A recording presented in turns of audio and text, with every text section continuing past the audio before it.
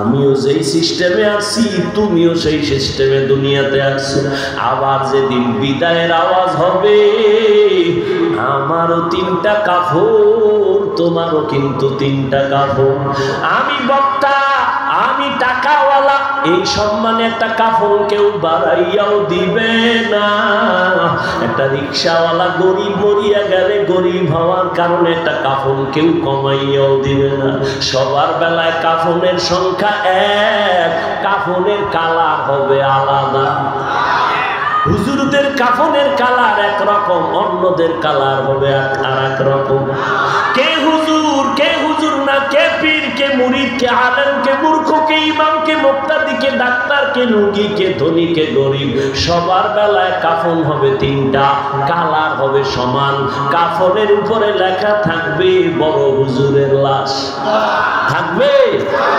ও যুবক, কিসের বাহাদুরি করো? আজকে মনে মনে ভাবো তোমার মতো টাকাওয়ালা কেউ নাই, বাড়িওয়ালা কেউ নাই। আমি মনে মনে ভাবি আমার মতো বড় বক্তা কেউ নাই, আমার মতো বড় মুফতি কেউ নাই, বড় মুহাদ্দিস কেউ নাই, কণ্ঠওয়ালা কেউ নাই। ওরে আজকে যত ভাব দেখাই না কেন, যেদিন কাফনের প্যাকেটে ঢুকবা সেদিন সব বাহাদুরি বন্ধ হয়ে যাবে। এরে নবীর উম্মতেরা ভালো করে বুঝো, আল্লাহ রাব্বুল আলামিন বলেন দুনিয়া থেকে যেদিন বিদায় নিয়ে কবরে যাইবা, কবরের সাইজটাও হবে 1, নাকি আপনাদের এলাকার কবর 1 হাত বড় হবে? এই যুবকেরা, কবর সবার কি এটা আপনাদের? हम सब मुसाफिर है, कब्र आखिर ठिकाना,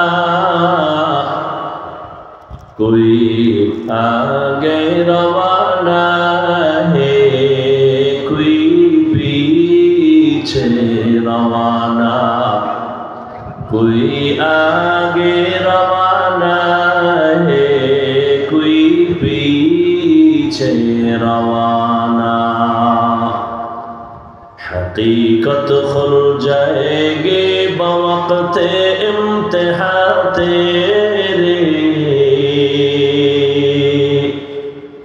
हकीकत खुल जाएगी बवक्त इम्तिहान तेरे, कि सुस्ती में या मेहनत में गुजारी जिंदगी तूने, कि सुस्ती में या मेहनत में गुजारी जिंदगी तूने। मोहम्मद ने आकर कुफर को मिटाया,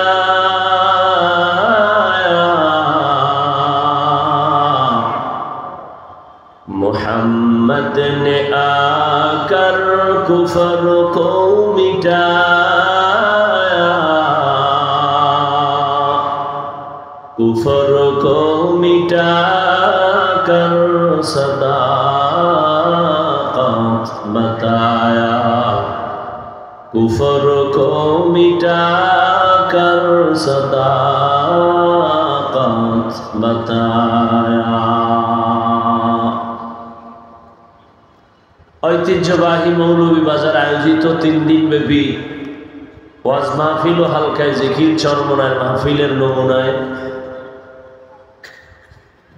বাংলাদেশ মুজাহিদ কমিটি মৌলভীবাজার জেলা শাখার উদ্যোগে আয়োজিত মাহফিলের আজ সমাপনী দিন।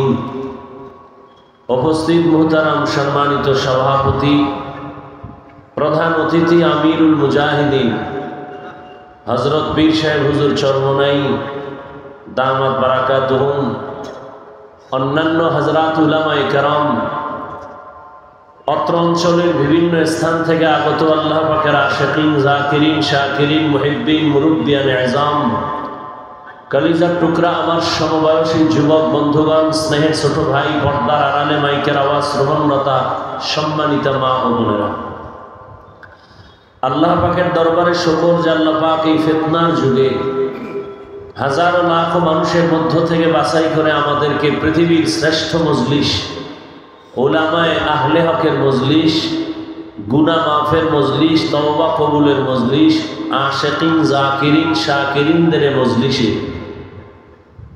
আশা ও বসার তৌফিক দান করেছেন। নেয়ামতের শুকর আদায়ার্থে ইমানের আওয়াজকে উঁচু করে জবান খুলে মহব্বতে পড়ি আলহামদুলিল্লাহ।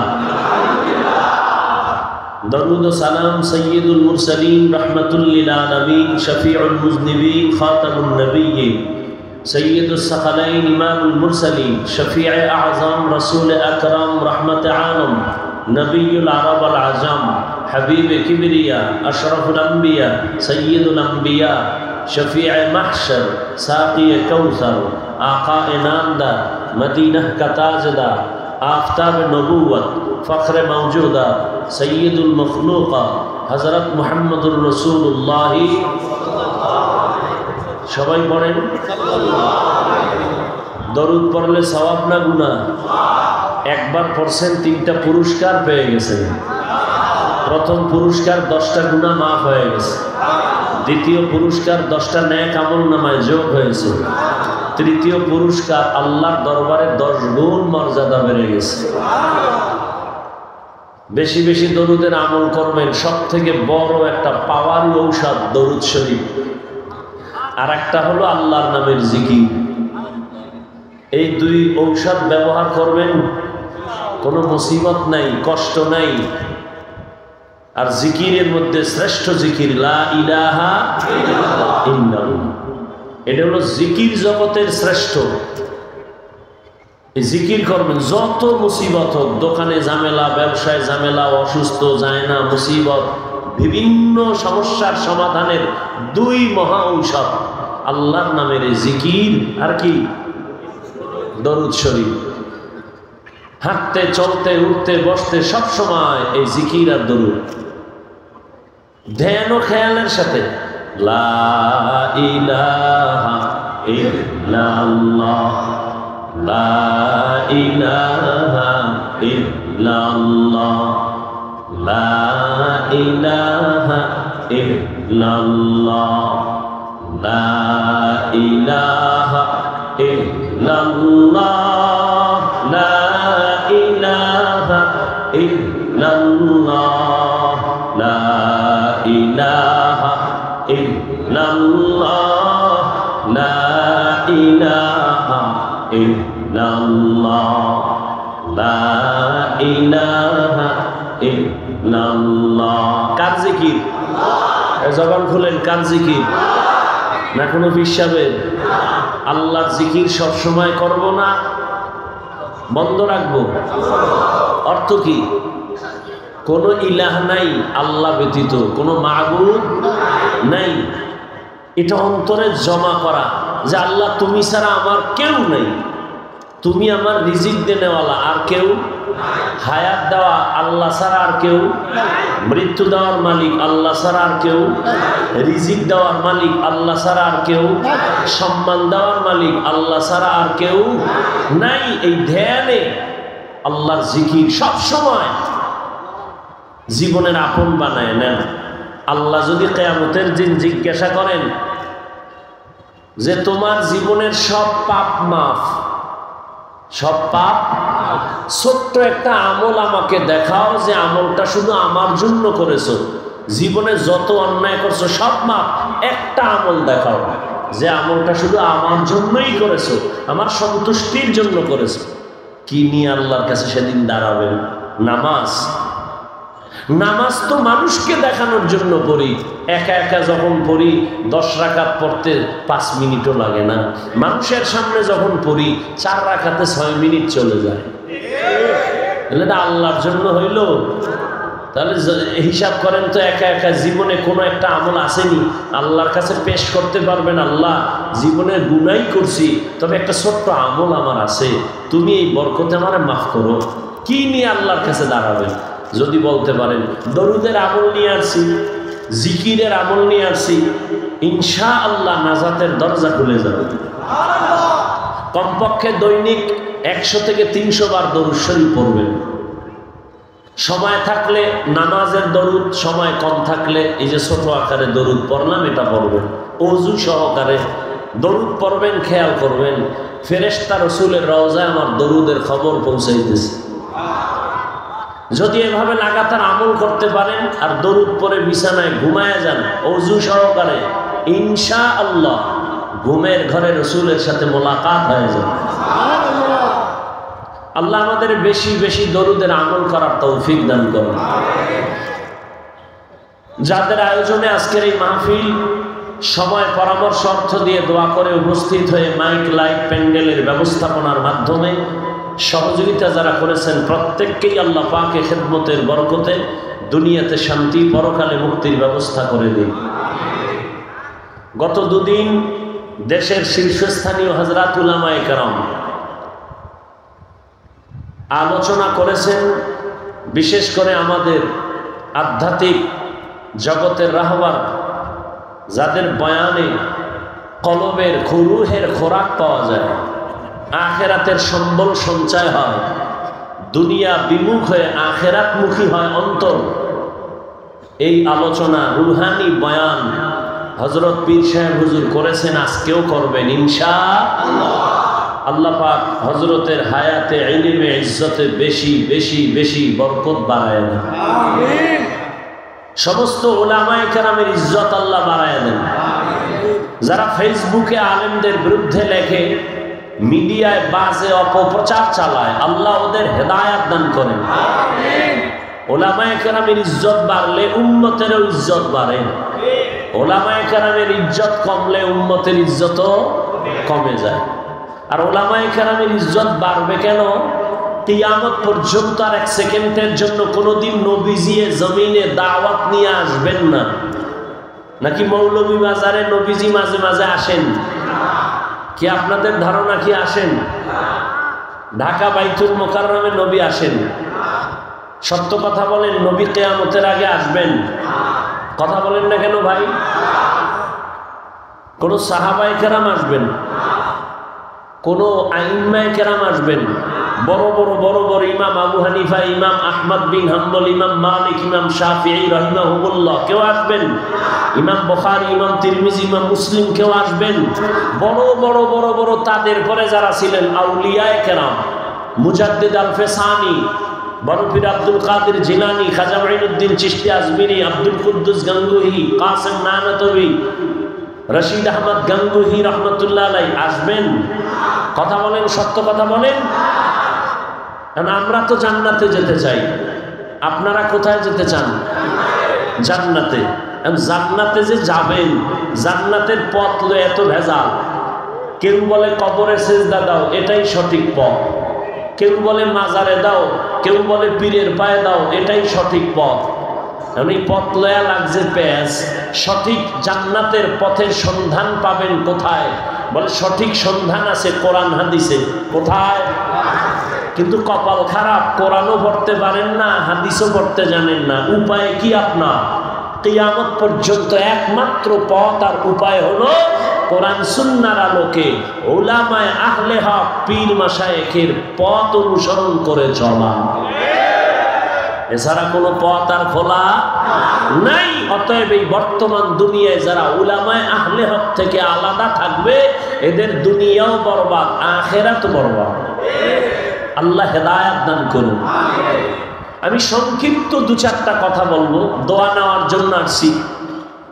কোরআনে হাকিমের সূরা আহজাবের 2 টুকরা আয়াত পড়েছি, নবীজির একটি হাদিস থেকে অসংখ্য হাদিসের এক টুকরা পড়েছি। আল্লাহ বলেন, ইয়া আইয়ুহাল্লাযীনা আমানুত্তাকুল্লাহ, হে মুমিন আল্লাহকে ভয় করো, তাকওয়া অর্জন করো। ওয়া কুলু কাওলান সাদীদা। এই আমাকে একটু বলেন তো, আপনারা এখানে বয়ান চলবে 2-3 ঘন্টা, না খাইলে কি মরে যাবেন? ভাই সত্য কথাটা বলেন, মরবেন? আচ্ছা, পেটের মধ্যে যেই পরিমাণ ক্ষুধা আছে, বাদাম খাইলে কমবে? চানাচুর খাইলে ক্ষুধা নিবারণ হবে? তো কোরআনের বাগানেই বেয়াদবি কেন? বেচা কেনার জন্য তো দোকানওয়ালারা ডাকতেছে, এখানে কেন?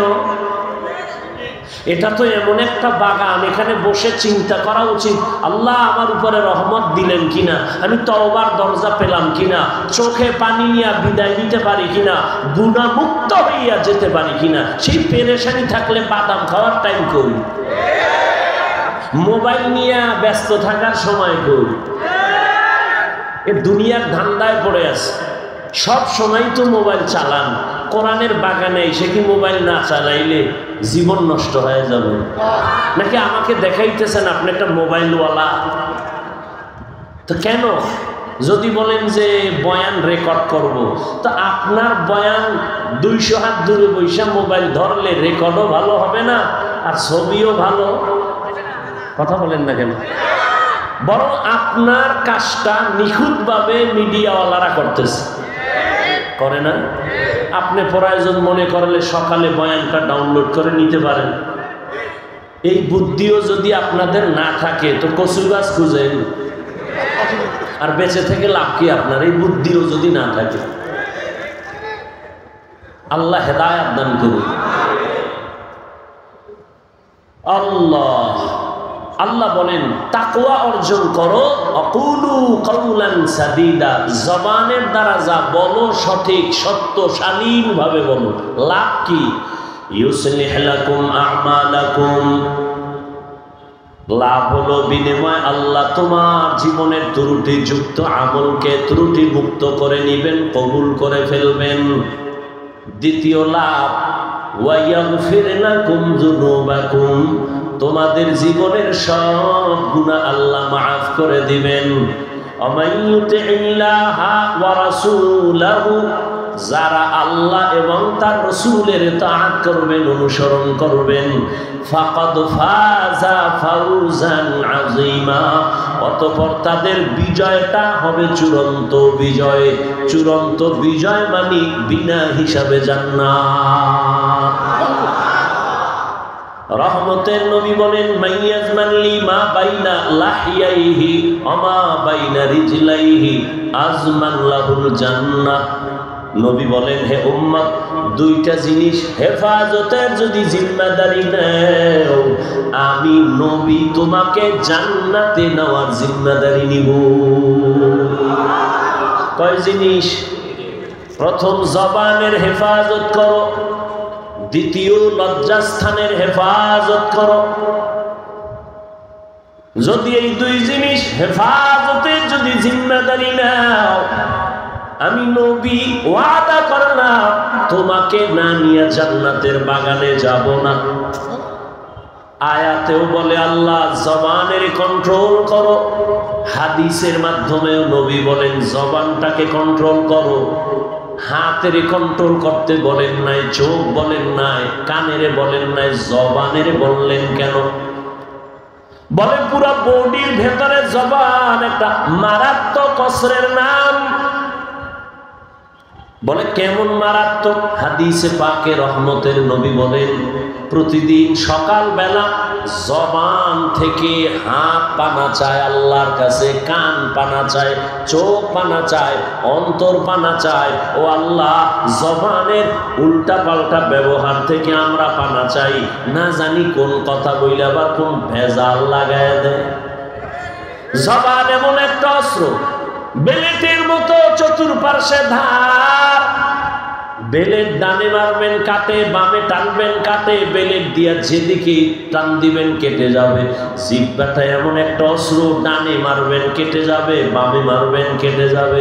এই জিহ্বা এমন একটা অস্ত্র, মানুষ, আমি যে একটা মানুষ, আমার মানুষত্বের পরিচয় দেওয়ার জন্য আমার কান না, চোখ না, আমার অন্তর না, মূল অস্ত্র হলো জিহ্বা। আমি যে মানুষ, আমার এই পরিচয় দেয় জিহ্বা। এরপরে আমি মানুষ হইয়া আমি যে ভালো না খারাপ এর পরিচয় আসে জবানের কথার মাধ্যমে। গ্রামের প্রবাদ আছে, মানুষের মুখের কথায় জয়, আবার মুখের কথাই কি ক্ষয়। জগৎ বিখ্যাত কোন বিধর্মী এই জবান দিয়া যদি বলে লা ইলাহা ইল্লাল্লাহ, খাঁটি মনে যদি কালেমা পড়ে, বেঈমান থেকে মুহূর্তে তার নামটা ঈমানের খাতায় চলে আসবে, এখন সে মুমিন। আবার এই জবান দিয়া একই জিহ্বা নাড়ায় যদি বলে আমি নামাজ পছন্দ করি না, ইসলামের রাজনীতি পছন্দ করি না, একই জিহ্বার এক কথার দ্বারা মুমিন হয়েছে। আবার এই একই জিহ্বার কথার দ্বারা এখন সে বেঈমানের খাতায় নাম লিখিয়েছে। ভালো করে বুঝেন, নামাজ না পড়া আলাদা জিনিস, আর নামাজ পছন্দ না করা আলাদা।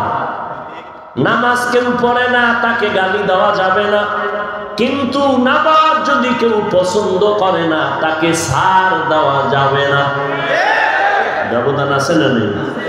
একজন ইসলামের রাজনীতি করে না, তাকে গালি দেওয়া যাবে না, আর একজনের রাজনীতি পছন্দ করে না, তাকে ছাড় দেওয়া যাবে না। কারণ যে নামাজ পড়ে না সে বেঈমান না, কিন্তু যে নামাজ পছন্দ করে না সে বেঈমান। আল্লাহ বুঝার তৌফিক দান করেন। জবান, এটাকে কন্ট্রোল করো। এই জবান নাড়াইয়া অপরিচিত একটা যুবতী মেয়েকে যদি দুইজনের সামনে বলে তোরে বউ বানায় কবুল করে নিলাম, বউ হয়ে গেছে, অপরিচিত একটা মেয়ে জীবনের সঙ্গিনী হয়ে গেল।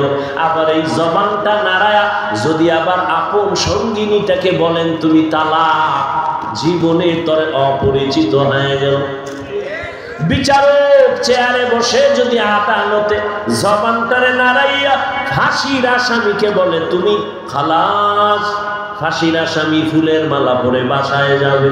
আবার এই একই জিহ্বা দিয়া যদি বিচারক বলে এই পুলিশ ওরে ধর, নিরপরাধ লোকটাও ফাঁসির মঞ্চে যেতে বাধ্য।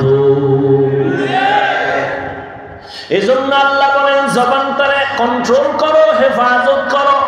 নবীও বলেন জবানটারে কন্ট্রোল করো। বলে কেমনে কন্ট্রোল করবা? হাত যদি অন্যায় করে হাতের রশি দিয়া বেঁধে দাও। জবান একদিকে খারাপ, অন্যদিকে কিন্তু একটা বড় নেয়ামত। এই জিহ্বা আল্লাহর দেওয়া এমন একটা নেয়ামত, আল্লাহর নাম নিতে পারি জবানের মাধ্যমে। আমি মানুষের প্রশংসা করি জবানের দ্বারা, আমি মাওলার কোরআন তেলাওয়াত করি জবানের দ্বারা, আমি মানুষের মাঝে কথা বলি জবানের দ্বারা। এই জবান আল্লাহ দেওয়া এমন একটা নেয়ামত। খানা খাইতে বসছি, খানার ভেতরে চুল, ময়লা চোখের সিসি ক্যামেরায় ধরা পড়ে নাই, জিহ্বায় গিয়া কিন্তু ঠিকই ধরে ফেলছে একটা চুল আমার খানার লোকমায় চলে গেছে। ঠিক নেই? খানাটা নষ্ট, খানাটা কেমন লবণ না মিষ্টি জিহ্বায় বলতে পারে, চোখ বলতে পারে না। জিহ্বার মধ্যে এমন একটা পাওয়ার আল্লাহ দান করেছেন। এই জন্য জিহ্বাটারে তুমি কন্ট্রোল করে কাজে লাগাও। কারণ এই জিহ্বা দ্বারা একবার যদি বলো আলহামদুলিল্লাহ, একবার যদি বলো সুবহানাল্লাহ, এমনও জায়গা আছে ওই জায়গায় বৈশা একবার যদি আলহামদুলিল্লাহ বলো 1 লক্ষ আলহামদুলিল্লাহ বলার সওয়াব এসে যাবে। জবান এমন এক মুবারক অস্ত্র আল্লাহ দেয়া। এই জবানের কথার দ্বারাই মানুষ আমার বন্ধু হয়, আবার এই জবানের ব্যবহারে বন্ধু আবার দুশ্মন হয়ে যায়। ঠিক নেই? জবান আমার ব্যবহারের দ্বারা প্রকাশ পায় আমি ভালো নাকি আমি খারাপ। আমার জবানের কথা শুনিয়া একটা খারাপ মানুষও মোমের মতো নরম হয়ে যায়। একটা কথা এত দামি, কত আল্লাহওয়ালার কথা বের হয়। আমিও জবান দ্বারা কথা বলি, আপনিও কথা বলেন, কিন্তু আপনার কথার দ্বারা কারো দিন নরম হয় না। একজন আল্লাহওয়ালা যখন কথা কয় 200 হাত দূরে বসে একটা যুবক হাউমাউ করে কান্না করে। এই বরকত আমার মাওলার দেওয়া বান্দার বানানো না।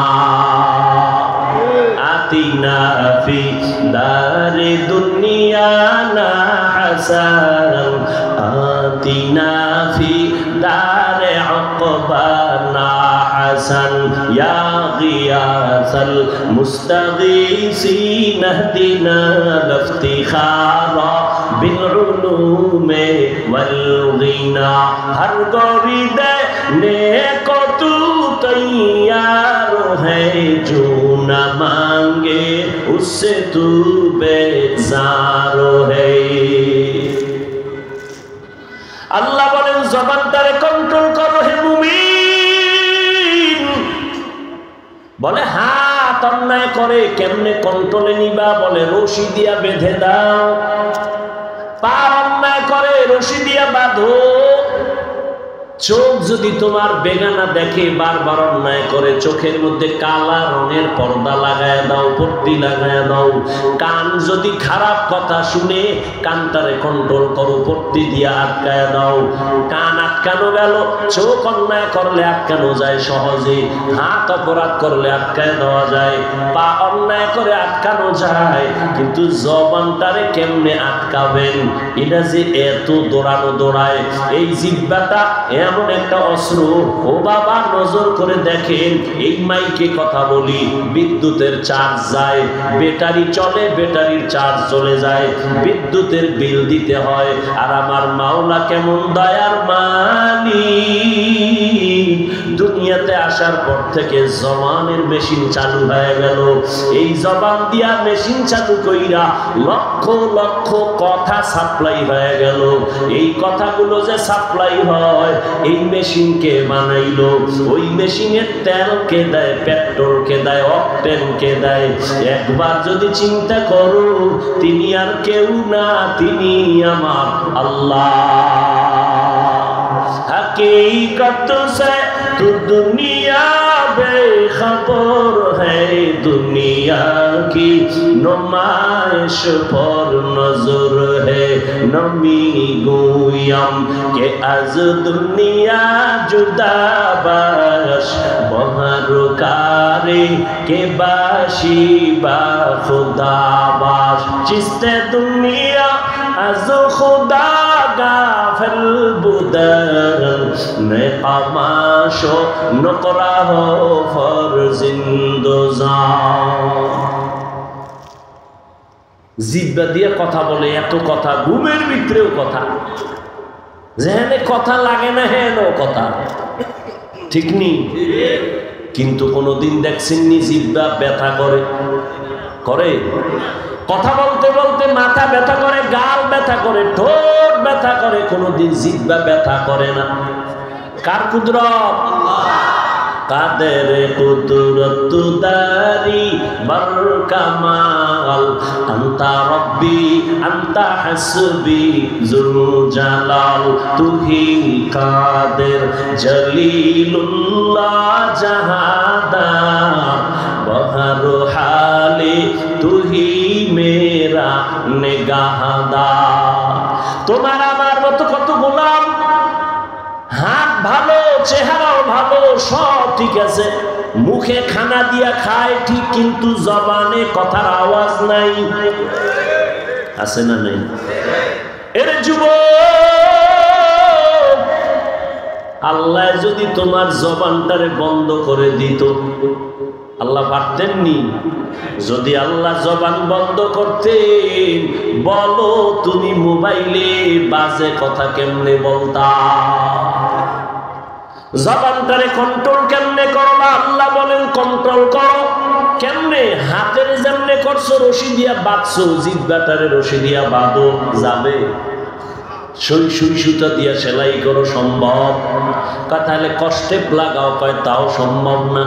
তাহলে সুপার গুলো লাগাও, তাও কি সম্ভব? তাহলে জিহ্বাটারে কন্ট্রোল কেমনে করবেন? আল্লাহ বলেন এই অস্ত্র জিহ্বাটারে আমি দিলাম বড় নেয়ামত, এটারে যদি কন্ট্রোলে রাখতে চাও, আমার দেওয়া একটা কুদরতের ঔষধ আছে, ওই ঔষধটা যদি ব্যবহার করো, ওই মেডিসিনটা যদি ব্যবহার করো, জবান কন্ট্রোল করা সম্ভব।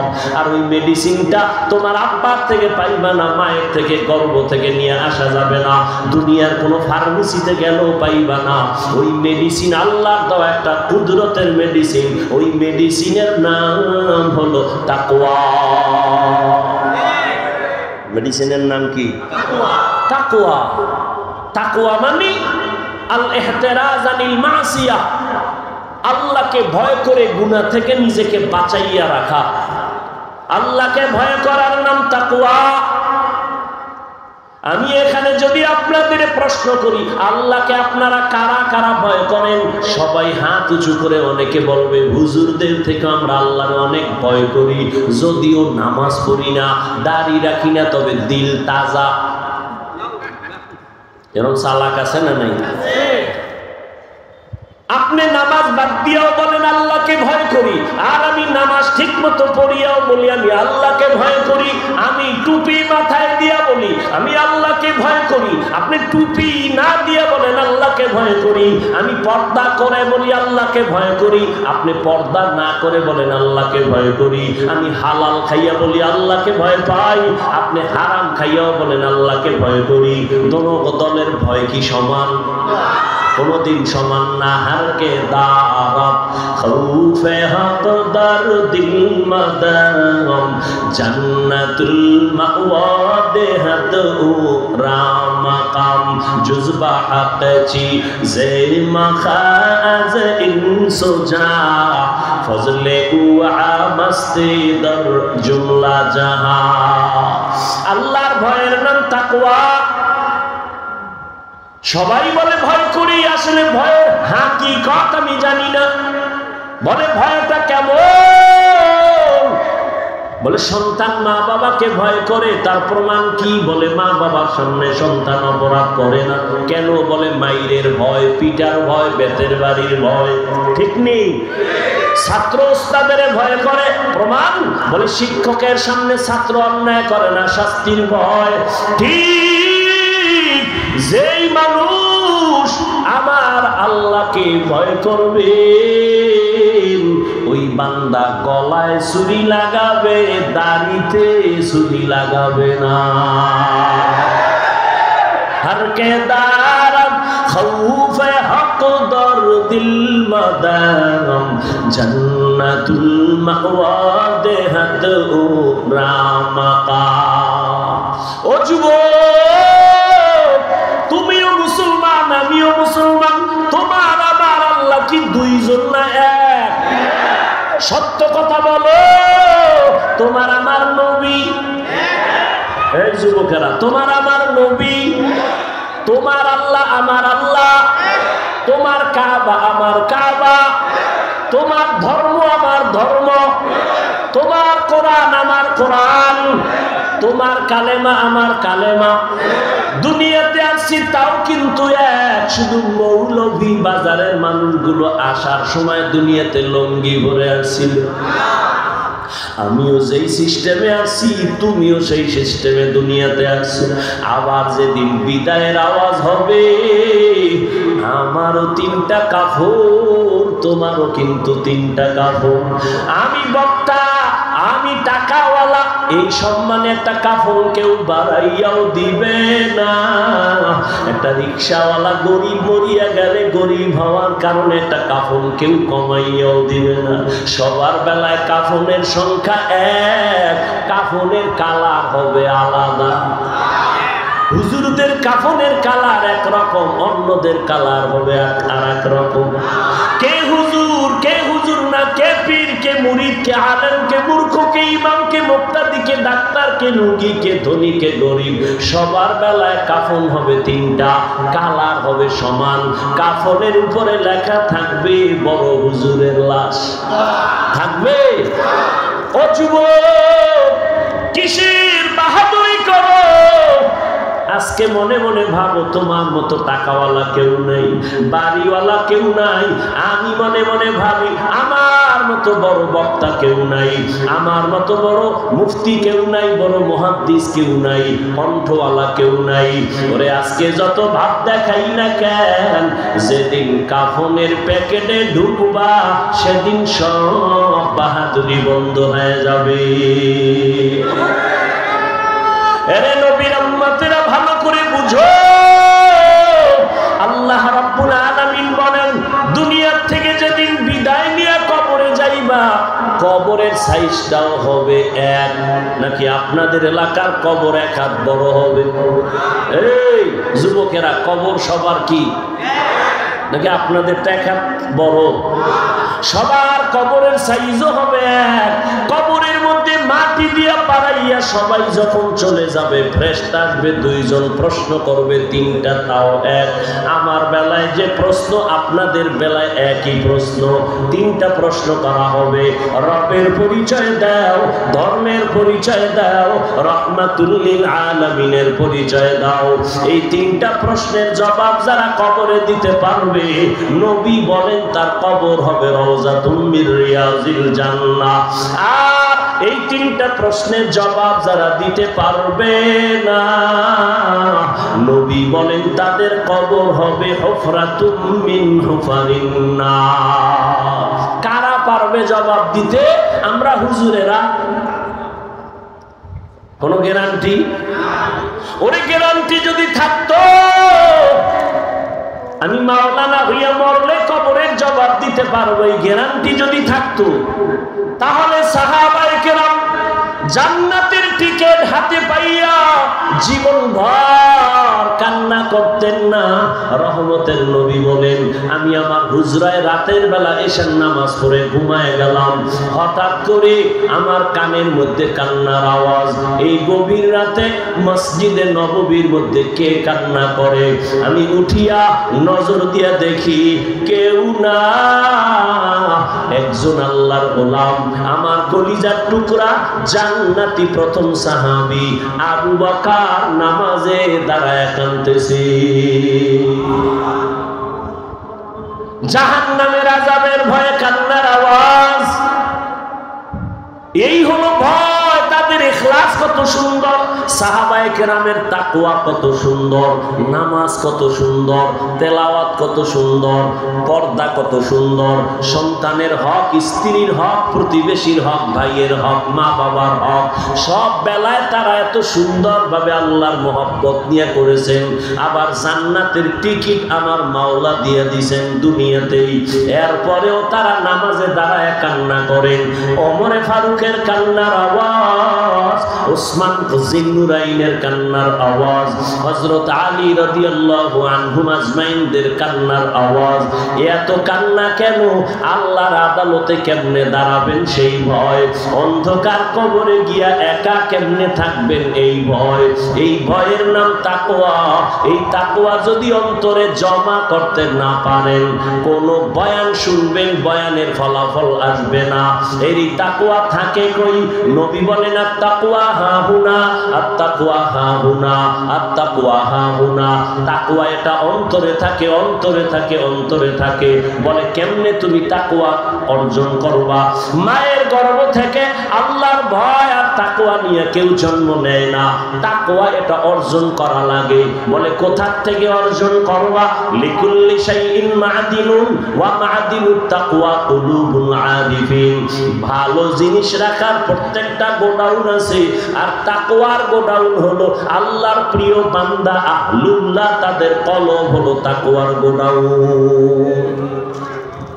আল্লাহর প্রিয় বান্দা যারা উলামা আহলে হক, আহলুল্লাহ, কুতুবুল আলম, সাদিকিন, সালিহিন, এদের অন্তর হলো তাকওয়া ফ্যাক্টরি। এদের থেকে তাকওয়া অর্জন করো। বলে কেমনে? তাদের নেক নজর লাগাও, কারণ তোমার আমার নজর আর আল্লাহ ওয়ালাদের নজর এক না। এমন নজরে তাদের অ্যাকশন আছে, তাদের আল্লাহ পাওয়ার দান করেন। এটা তাকওয়ার কারণে। ঘুমাইয়া থাকলে এই পাওয়ার আল্লাহ দেন না। এই পাওয়ার আমার আল্লাহ তাকওয়া ওয়ালাদেরকে দান করেন। এই পাওয়ারের নাম কোরআনের ভাষায় ফুরকান, হাদিসের ভাষায় পাওয়ারের নাম ফেরাসাত। আল্লাহ তাআলা বলেন, ইয়া আইয়ুহাল্লাযীনা আমানু ইন তাত্তাকুল্লাহ ইয়াজআল লাকুম ফুরকানা। যারা তাকওয়ার উপরে মুজাহাদা করবে, চেষ্টা করবে, আল্লাহ তাদের ফুরকান নামের পাওয়ার দান করেন। ফুরকান মানে হুয়া নূরুম মিন ইলাহি, আল্লাহর দেওয়া একটা নূরের আলো, এটার নাম ফুরকান। বলে নূরের আলো দিয়া কি করবে? বলে মা ফুররিকা বিহি বাইনাল হাক্কি ওয়াল বাতিল, এই ফুরকান নামের আল্লাহর দেওয়া নূরের পাওয়ার দিয়া হক বাতিল নির্ণয় করে হকের পথে আগায় যাবে। এই পাওয়ারটাকে নবীজির জবানে বলা হয় ফেরাসাত। ক্বালান নবিয়্যু সাল্লাল্লাহু আলাইহি ওয়া আলিহি ওয়া সাল্লাম ইত্তাকু ফিরাসাতাল মুমিন ফাইন্নাহু ইয়ানজুরু বিনূরিল্লাহ।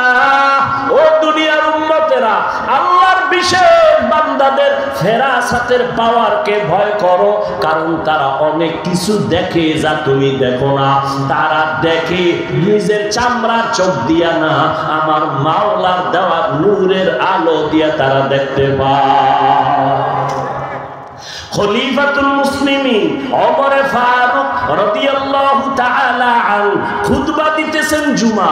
হঠাৎ করে খুতবার মাঝখানে অপ্রাসঙ্গিকভাবে একটা শব্দ তিনবার বললেন, ইয়া সারিয়াতাল জাবাল, ইয়া সারিয়াতাল জাবাল, ইয়া সারিয়াতাল জাবাল।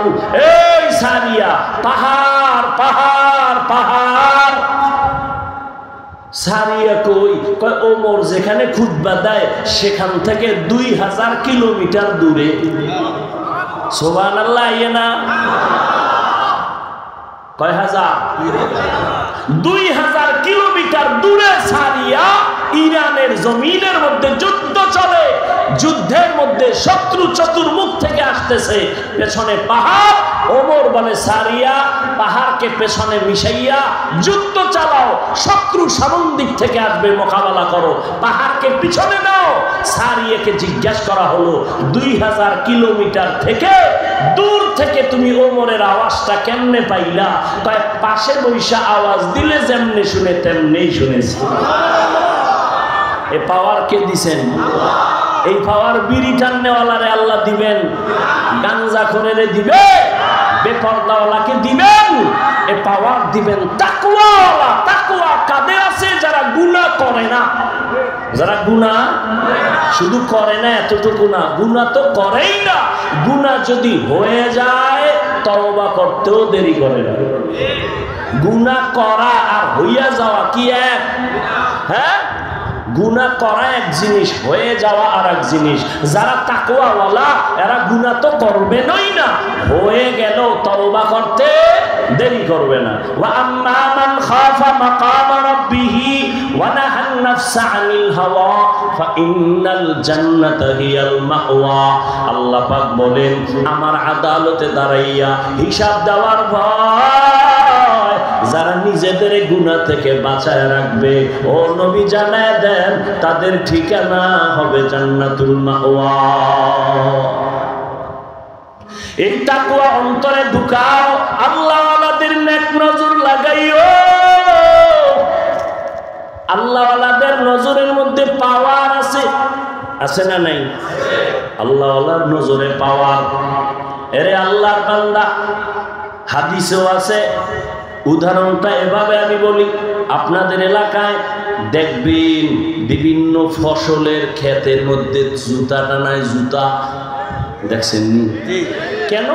জুতা একটা বরকতের জিনিস, এটা টানাইলে কদু বেশি হবে, করল্লা বেশি হবে, নারিকেল গাছে নারিকেল বেশি ধরবে। এই জন্য কি জন্য জুতা বাঁধে? বদনজর থেকে বাঁচার জন্য। ঠিক। একটা অসুস্থ বাচ্চা কয় পানি পরে দেন, দোয়া করে দেন, অসুস্থ খায় না, শুকায় যায়। কেন? ডাক্তার দেখাও নাই? কয় হ্যাঁ সব শেষ, তারপরও সুস্থ হয় না কেন? কয় এলাকার মুরব্বীরা বলে বদনজর। বলে না? বলে না? আচ্ছা আমাকে বলেন তো, বদনজর কার বদনজর? পীর সাহেব হুজুরের? মসজিদের খতিব সাহেবের? হ্যাঁ, কার বদনজর? এলাকার টাটকা বেনামাজি গাঞ্জাখোর। কথা ঠিক? একটা গাঞ্জাখোর বেনামাজি বেআমল, ওর চোখের নজরে যদি অ্যাকশন হয়, একজন তাকওয়াওয়ালা, জিকির করনেওয়ালা, তাহাজ্জুদওয়ালা নেক নজর দিলে কেন অ্যাকশন হবে না? এটা যারা বুঝে না এরা ওলিয়া উলিয়ার বিরোধিতা করে। আর আমি সারা বাংলাদেশে আল্লাহর জাতের কসম খেয়ে বলি, যারা বলে আমরা ওলি মানি না, আউলিয়া মানি না, তারা কোরআন শরীফও মানে না, বুখারী শরীফও মানে না। আল্লাহ হেদায়েত দান করুন। এই যত ঝামেলা দেখতেছেন, উল্টা পাল্টা কথা বলে, ফেসবুকে উল্টা পাল্টা লেখে, খোঁজ নিয়ে দেখেন একজনেও কোনো মুরব্বী মানে না, কোনো আল্লাহওয়ালা মুরব্বী নেই। ও নিজেরই পণ্ডিত মনে করে, আর নিজের যখন পণ্ডিত মনে করে, শয়তান বড় পণ্ডিত একা আমি আছি, এত টেনশন কেন? আল্লাহ হেদায়েত দান করুন। আল্লাহওয়ালাদের সাথে সম্পর্ক, আল্লাহওয়ালা কারা? অনেকে সাইনবোর্ড লাগায় ওয়ালিকুল শিরোনি, আছে না নাই? মুজাদ্দিদে জামান, অথচ আরবিও পারে না, উজুবিল্লাহও পারে না, ইমামতি করারও যোগ্যতা রাখে না। ভালো করে বুঝবেন, ওই আল্লাহর ওলি বলে, গাছ তোমার নাম কি? কোন কোন বলে পরিচয়। ছাত্র ভালো না খারাপ, উস্তাদ ভালো না খারাপ, বলে ছাত্র আমার পরিচয়। মা বাবা ভালো না খারাপ, বলে সন্তান আমার পরিচয়। গাছ ভালো না খারাপ, বলে ফলের দ্বারা পরিচয়। পীর সাহেব আল্লাহওয়ালা ভালো না খারাপ, গাঞ্জা করবে নামাজি মুরিদেই পরিচয়। আউলিয়ারা কারে উকবা এখতিয়ার, জাহেলারা কারে দুনিয়া এখতিয়ার। মাইলে মোমেন সোয়ে মোমেন মিশাওয়াত, মাইলে কাফের সোয়ে কাফের মিশাওয়াত। এরে আল্লাহর বান্দা, আল্লাহর ওলিদের কাছে গেলে আল্লাহর নবীকে জিজ্ঞাসা করা হলো আউলিয়া কারা? নবী বললেন ইজা রুউ যুকিরাল্লাহ। রহমতের নবী বলেন আউলিয়াদের পরিচয়টা নাও, যাদের দিকে তাকাইলে, যাদের কাছে গেলে আল্লাহর কথা স্মরণ হয়, এরা হলো আউলিয়া। এদের কথা শুনলে দিল নরম হয়, চোখে পানি আসে, গুনাহের প্রতি একটা ভয় আসে। আপনারা আমাকে নগদ একটু জবাব দেন, আল্লাহকে সাক্ষী রেখে। যারা এখানে বয়ানে বসছেন, ওলামায়ে কেরামের বয়ান শুনতেছেন, আল্লাহর কসম করে নিরেট ভাবে আল্লাহকে সাক্ষী রেখে বলেন, আপনি যে কথাগুলো শুনতেছেন, এখানে বহু আল্লাহর বান্দা আছেন জীবনে নামাজও পড়েন নাই। আল্লাহকে সাক্ষী রেখে বলেন, ওলামায়ে কেরামের এই বয়ানে বসার কারণে অন্তরের মধ্যে একটু ধাক্কা লাগছেনি? সত্য কথা বললেন, মিছা কথা বহু কইছেন, লাগছে, হালকা ভাবেও লাগছে। 1 ঘন্টা বয়ানে আলেমদের সামনে বসলে অন্তরে যদি একটু ধাক্কা লেগে যায় রে মুমিন, তুমি যদি একদিন না 1 ঘন্টা না, যেই আল্লাহর বান্দা আল্লাহর ওলিদের সাথে 1 মাস 1 বছর সময় লাগাইবে, সময় সময় আল্লাহওয়ালাদের সাথে থাকবে, ওই বান্দার কলবের মধ্যে ধাক্কা লাগতে লাগতে লাগতে লাগতে একদিন গুনাহ ছাইরা আল্লাহর ওলি হইয়া কবরে চলে যাবে। সোহবতে সালে তোরা সালে কুনাত, সোহবতে তো লে তোরা তো লে কুনাত জামানা, সোহবতে বা আউলিয়া বেহতেরা সদ সালা তাআত বেরিয়া। যে কোনো কারো কাছে গেলে তাকওয়া পাওয়া যাবে। তাকওয়া পাওয়ার একমাত্র ঠিকানা আল্লাহর খাস ওলি যারা, তাদের কলব, তাদের নেক নজর লাগাও, আস্তে আস্তে কলবের মধ্যে তাকওয়ার পাওয়ার চলে আসবে, আস্তে আস্তে গুনার প্রতি ভয় আসবে। নামাজ ছাড়বো না, এখন নামাজ পড়তে মজা লাগে, ছাড়তে ভয় লাগে, এটা একা একা হয় না, আল্লাহর খাস বান্দাদের নেক নজর লাগলে হয়। আমি মাঝে মাঝে বলি, মুরব্বি মানিয়াই ঠিক রাস্তায় থাকতে পারি না, আর যারা মুরব্বি মানেই না, এর উপায় কি? আমরা মুরব্বি মেনে চলি, এরপরও সঠিকভাবে টিকে থাকা যায় না, সঠিক পথে মাঝে মাঝে পিছলে পড়ে যাই, হোঁচট খাই। আর যারা মুরব্বি মানে না, এরা তো টাটকা বেয়াদব হয়ে গেছে, বেয়াদব। রাস্তায় আপনাকে মৌলভী বাজার কুত্তা আসেনি? একটা কুত্তারও কোনো দাম নাই। ওই কুত্তাটার দাম বেশি যে মালিকের শিকল গলায় লাগানো। কথা ঠিক? দুনিয়াতে জঙ্গলে বহু প্রাণী আছে, কোনো দাম নাই। আকাশের মধ্যে কোটি কোটি পাখি উড়ে, কোনো পাখির দাম নাই। কিন্তু যেই পাখিটা খাঁচায় মালিকের আটকানো আছে, ওই পাখিটার মূল্য আছে। ঠিক যেই মানুষটা মন চাইলে নামাজ পড়ে, মন চাইলে পড়ে না, মন চাইলে খায় না, মন চাইলে খায় না, হালাল হারামের ভেদাভেদ নাই, কোনো গুনাহ টুনার চিন্তাও নাই, এই মানুষটার কোনো মূল্য নাই। কিন্তু যেই মানুষটা কালেমার রশি গলায় লাগাইয়া একজন আল্লাহওয়ালা খাঁটি বান্দার হাতে হাত দিয়া পরামর্শ নিয়ে চলবে, ওই মানুষ একদিন ফেরেশতার থেকে দামি হয়ে যাবে।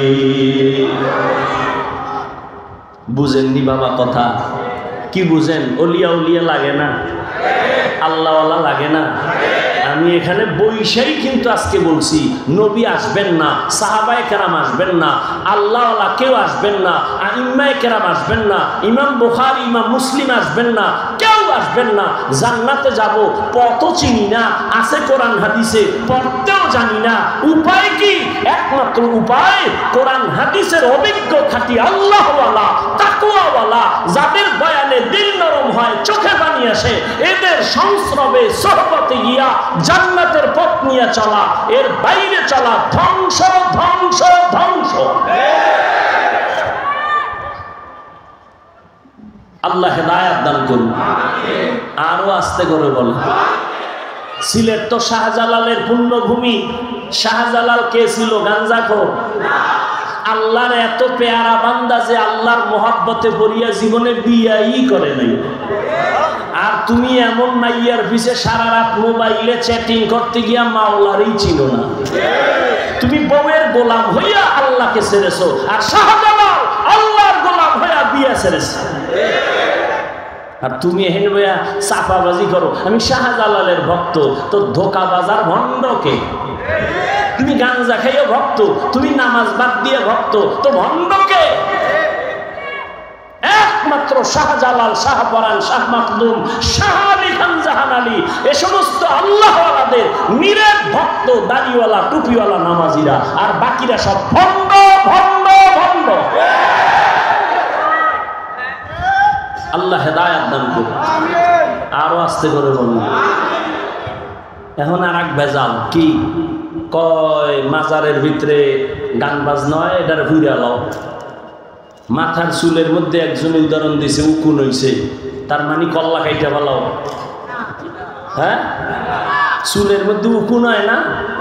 উকুন হইলে নিয়ম কি? মাথা কেটে ভালাও, কল্লা কেটে দাও না, এটারে চিরুনি লাগাও, ঔষধ লাগাও, সাবান লাগাও, শ্যাম্পু লাগাও, চুল থাকবে, মাথাও থাকবে, উকুন থাকবে না। আল্লাহ আমাদের মাজারে সিজদা হয়, শিরিক হয়, এগুলোর থেকে সব বন্ধ করো। সিজদা চলবে না, গান চলবে না, ঢোল চলবে না, নামাজ কায়েম করো, মাদ্রাসা কায়েম করো। আল্লাহ আমাদের সাথে বেয়াদবি যেন না হয়। আল্লাহ সবাইকে হেদায়েত দান করুন। ঘুমে ধরছে কেউ? বাসায় গিয়ে ঘুমাবেন। আমার জানা মতে বাঙালি রাতে ঘুমায় না, রাতে মোবাইলের হক আদায় করে আর ফজরের পর ঘুমায়। জামাতে নামাজ পড়ে না, বাইরে গেলেই মোবাইল নিয়ে ব্যস্ত সারা রাত। আমরা মোনাজাত ধরি বইয়া, আর মোবাইল আলারা মোনাজাত ধরে হইয়া। ঠিক নেই? আপনারা হাসেন,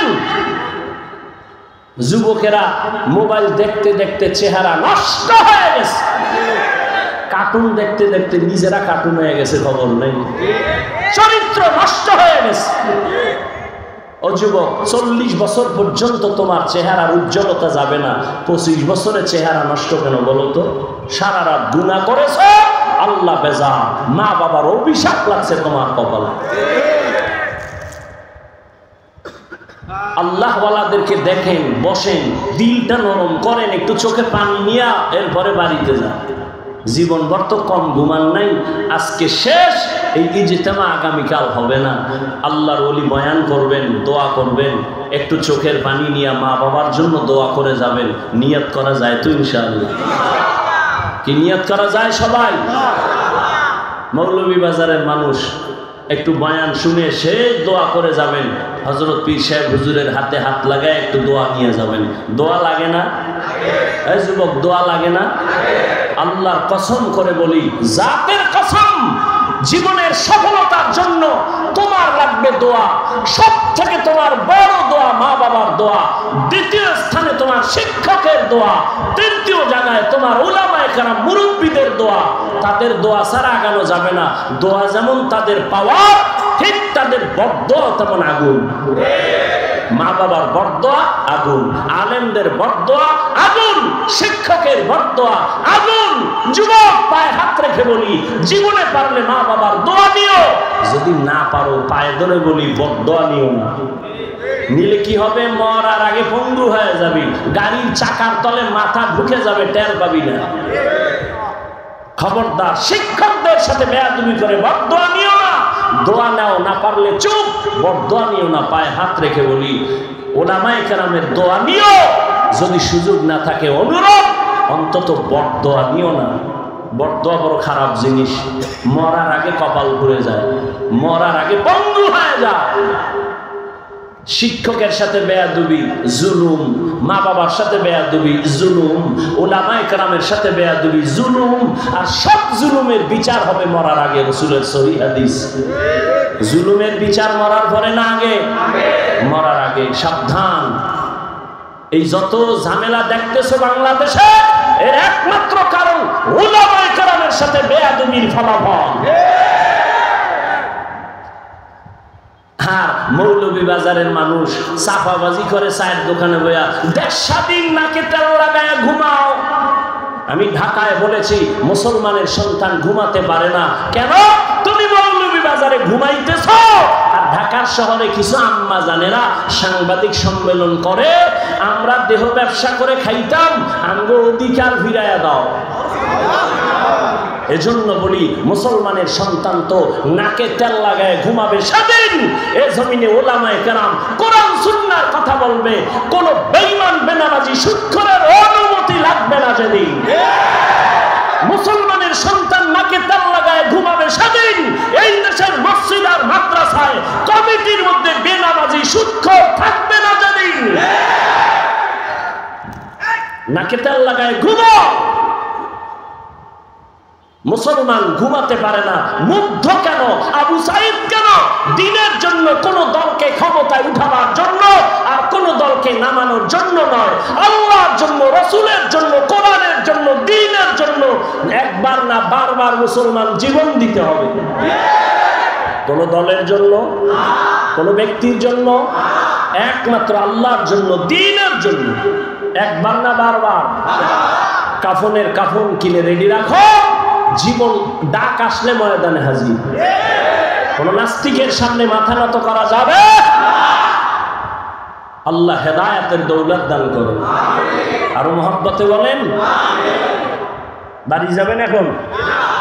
এখন এশার নামাজ হবে, সম্ভবত নামাজ পড়ে যাবেন, নাকি নামাজ দরকার নাই? নবী বলেন, বাইনাল আবদি ওয়া বাইনাল কুফরি তারকুস সালাহ। বেঈমান আর মুমিনের ব্যবধান নামাজ। বেঈমানেরা নামাজ পড়ে না, মুমিনেরা নামাজ ছাড়ে না। পীর সাহেব হুজুরের বয়ান শুনে যাবেন ইনশাআল্লাহ। আল্লাহ আপনি সবাইকে কবুল করুন। আরো জোরে বলেন।